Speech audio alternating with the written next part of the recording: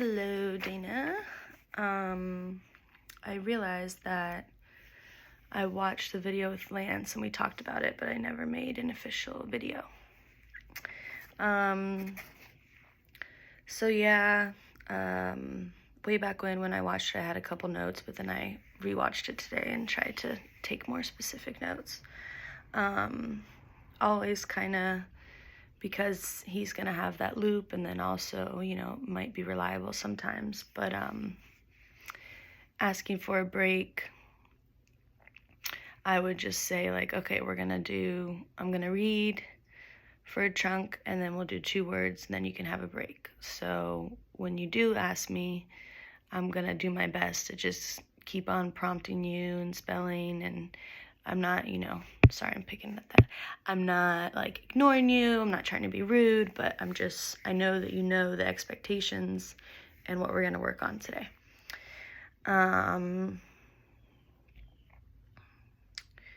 For the doubles, you can always say, you got the you, get it again, or well, actually, that's not, sorry, when I wrote this note.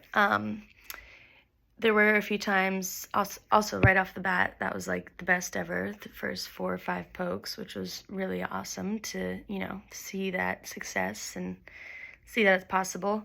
I would be more of a stickler with that wrist and really just holding it like this, and instead of, I think he was kind of holding it like this, or he was holding it, I don't know.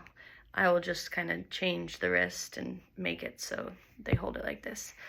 Oh yes, and if he did ladder, and let's say the final letter was E, but he laddered all the way to get to the E, I would just say, okay, we got that E, I just want you to feel it one more time, and you don't have to do this every time, but just be like, I'm gonna drop the board again, go right for that E, just so he can, have success.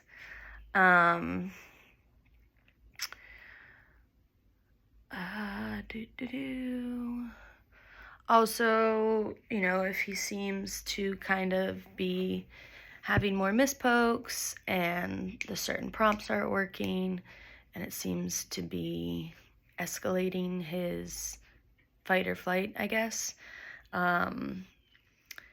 you could support him more by, talking even less, whispering even more, and then that's when you can hold up the hand for gestural prompts. Like, I would literally be, oh man, I don't want this board, sorry.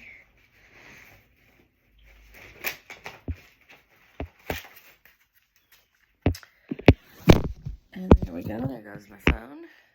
So yeah, I would literally, if he had to go to J, I'd be like, okay, first letter, J and then if he had to do O then, R then, M and, keep going, K, downstairs, and then, and just really, really give him that visual support if it seems like, he's having a more difficult time controlling his body. I forget, I can't tell, but if they have a rolling chair at the house, I would try and sit in the rolling chair. Sometimes you can scoot back a little bit to help prevent any kind of pinching or grabbing, because I know you said it in the video and it was amazing how you handled yourself. But sometimes, just lessening the blow and scooting away helps, because as bad as it feels, like the pain on you, imagine how horrible they feel inside inflicting that. Also, at times,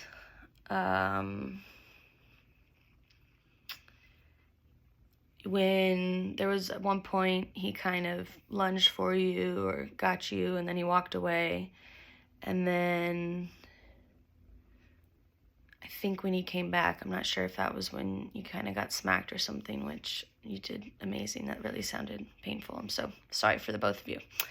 you kind of got him back down and went right into spell word. But in that moment, I probably would have just said, okay, just, sit here. We can take a few deep breaths. And I just try and coach him, deep breath in, deep breath out. But I'll do like 5 deep breaths myself. And I just count like 1. And I just, because it helps me. And then that in turn helps the client.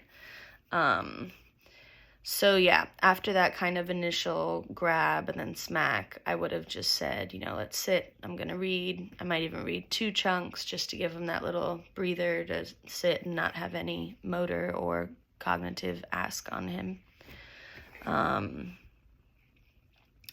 And yeah, that is also when I have a few kind of go-to self-advocate books, or just one book that had really cool science facts that were like 3 or 4 pages about, how does it work, or what makes this, or something, I don't know. But I always have a few kind of super interesting books in my bag that if a speller's body is just not cooperating and gets to that kind of self-injurious or injurious to others, then I might just say, okay, you just sit, chill. I'm gonna read, and I might not even acknowledge, but I just might slowly stand up and just I'll be like, I'm just gonna sit in the corner and read for about 5-10 minutes, and we can just space out and listen to this super interesting blog post or article, maybe something from like NASA.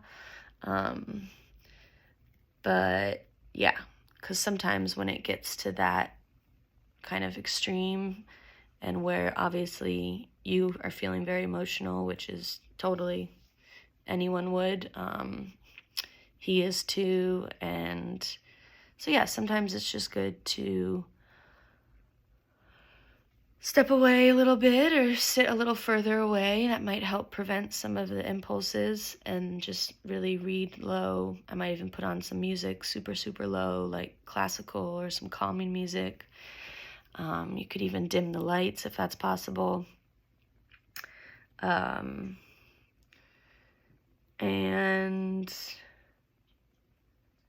yeah, I think I wrote it in the comments, but also just next time maybe try and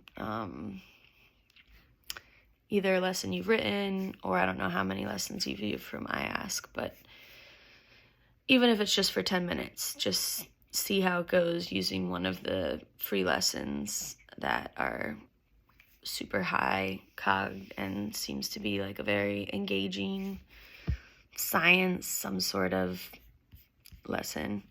Let me see what you wrote here. Yeah, everything was great. How you were trying to do a spell word for dysregulation. It was even great how you tried doing some movement.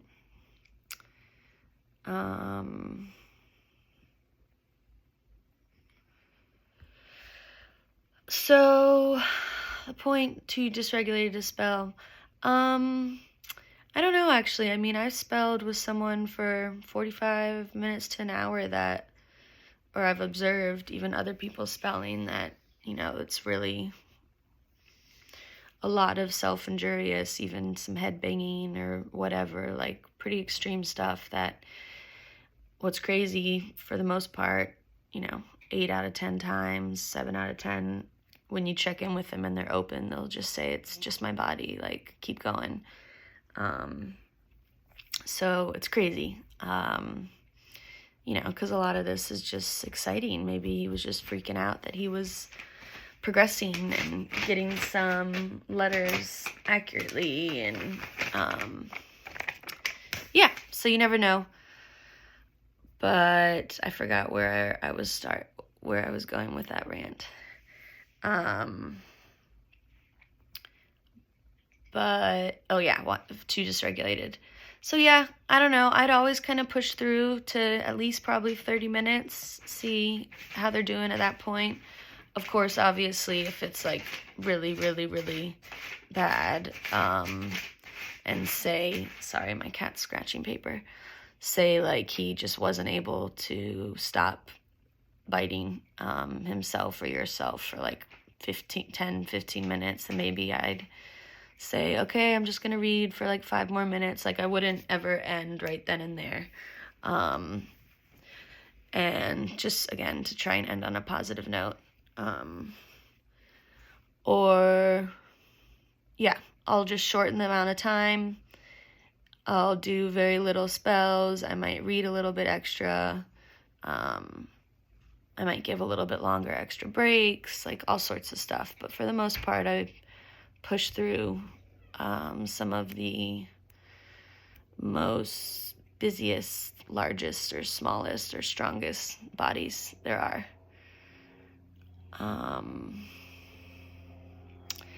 I know, I was kind of trying to look at triggers for him. I think it's at one point what seemed to be a trigger was when he just really started mispoking and doing the laddering. But, you know, that's when I would just say, okay, let's sit up nice and tall, get our arm ready. I'll make sure the board's perfect. We're going to fix your pencil grip. Like, we're setting you up for success. Like, let's take it nice and slow. I'm going to drop the board, poke, and then just be like, I'm going to lift up after each poke so you don't get stuck in that loop. And we're going to work on this together. Yeah, because it did seem when he was mispoking that escalated things. But even at the beginning, he started pretty quickly with the giggles and stuff. So maybe he was just having a day or a week. But it seems like when he does that giggle and kind of hand thing, that seems to be kind of a tell for when things are going to escalate more. Because I'll have to look back at other videos. But in this specific one, I think it kind of related. And